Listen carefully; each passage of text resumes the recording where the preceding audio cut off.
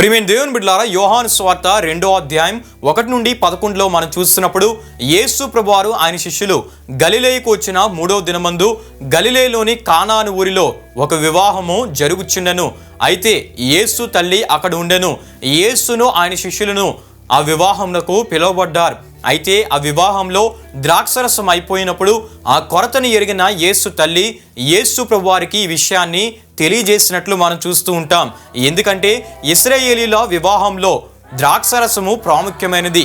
ద్రాక్షరసము అయిపోవుట అవమానకరము.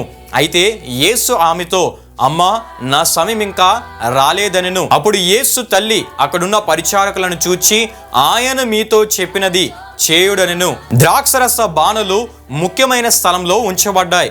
యేసు ప్రభువారు ఆ బాణలను నీళ్లతో నింపుడని ఆ పరిచారకులతో చెప్పగా, పరిచారకులు ఆ బాణలను అంచుల మట్టుకు నీళ్లతో నింపారు. అంటే మరేమైనా కలుపుటకు కూడా అవకాశం లేదు అని మనం తప్పక తెలుసుకోవాలి. అప్పుడు యేసు ప్రభువారు, మీరు ఇప్పుడు ముంచి విందు ప్రధాని యొద్దకు తీసుకుని వెళ్ళుడి అని ఆ పరిచారకులతో చెప్పగా, వారు యేసు ప్రభువారు చెప్పినట్లు చేయగా ఆ నీళ్లు మంచి ద్రాక్షరసంగా మార్చబడ్డాయి. యేసు ప్రభువారు నీళ్లను మంచి ద్రాక్షరసంగా మార్చివేశారు. ఈ మంచి అనే పదాన్ని గ్రీకులో మనం చూస్తే అగాథోస్, కాలోస్ అని పిలుస్తూ ఉంటారు. దీని అర్థం ఏంటంటే శ్రేష్టమైనది, పుచ్చుకొన తగినది అని అర్థమయ్యున్నది. మంచి ద్రాక్షరసం అంటే పులియబెట్టినది కాదు, తీపిగా ఉండే చిక్కని స్వచ్ఛమైన సర్వ విధాల శ్రేష్టమైన ద్రాక్షరసము. ఎప్పుడైతే ఆ ద్రాక్షరసము ఆ విందు ప్రధాని యొద్దకు తీసుకొని వెళ్ళబడిందో, ఆ మంచి ద్రాక్షరసమును రుచి చూచినప్పుడు ఆ విందు ప్రధాని ఎంతో సంతృప్తితో సంతోషించాడు.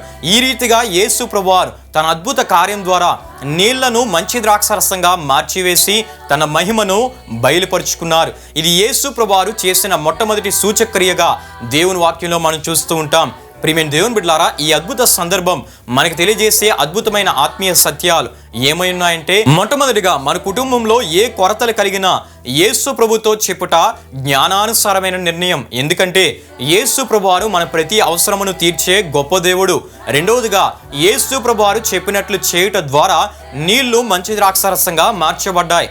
అదే రీతిగా మన జీవితంలో కూడా మనము కూడా యేసు ప్రభువారు చెప్పినట్లు చేస్తే నీళ్లు ద్రాక్షరసంగా మార్చబడే గొప్ప అద్భుత కార్యాలు యేసు ప్రభువారి ద్వారా మనం పొందుకోగలం. మూడవదిగా జీవితములను మధురంగా మార్చేవాడు, ప్రతి పరిస్థితిని తన ప్రజలకు అనుకూలంగా మేలుకరంగా మార్చేవాడు, సంతృప్తిని సంతోషమును కలుగుజేయు ఏకైక నిజదేవుడు యేసు ప్రభువారు ఒక్కరే. ఆమేన్.